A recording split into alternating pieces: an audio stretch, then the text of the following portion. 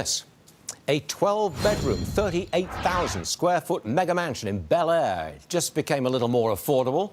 Originally on the market at $250 million. Oh, it's chopped all the way down to $150 million because they couldn't find a buyer at $250. Hilary Vaughan is there. All right, Hilary, come on in and you show me the place. Show me around.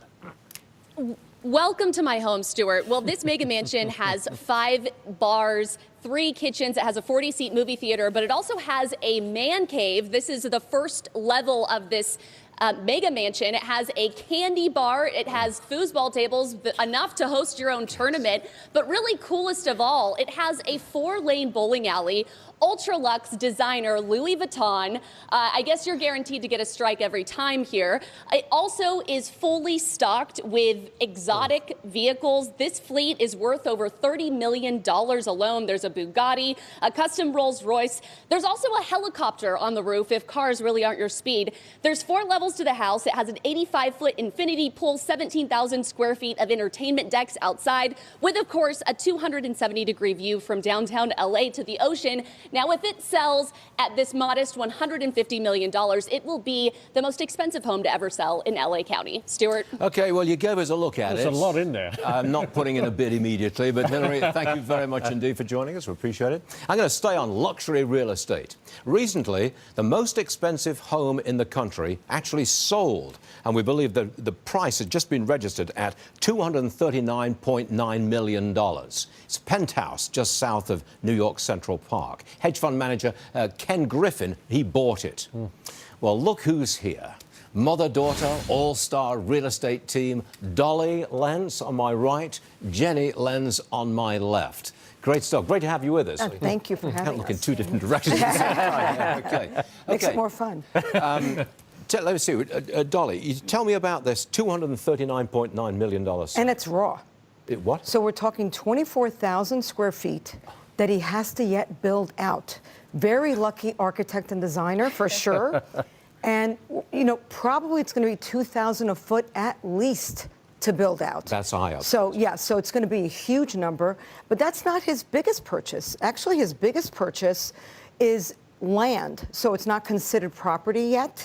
So it's buildable land, acreage in Palm Beach County, a $230 million assemblage, on which he will likely put a $100 million+ home.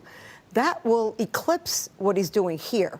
So we have a prolific buyer, and truly, I think he's going to be the poster child for this new tax that's being proposed. He's better hope. Yes, that, confiscation tax. Yeah, right. Yeah. He's better hope that Elizabeth Warren is not the next president of the United States. To you, Jenny, I understand that the luxury home market has been under some pressure, and I think that's because of this new tax law, you know, the SALT deduction, which you no longer get. Am I right? Right. Well, we think our clients haven't really digested that yet. Maybe come April, they'll be thinking more about it.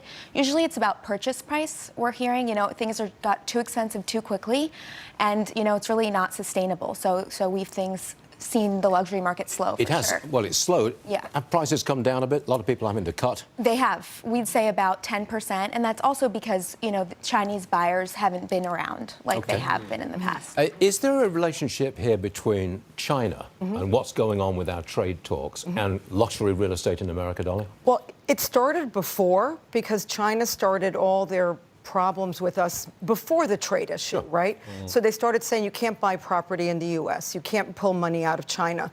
In fact, Jenny has friends at NYU can't even get their tuition money out of China. Right, and that's, you know, 60 grand, not, you know, a down payment for an apartment. Right, exactly. So it's really beginning to impact us.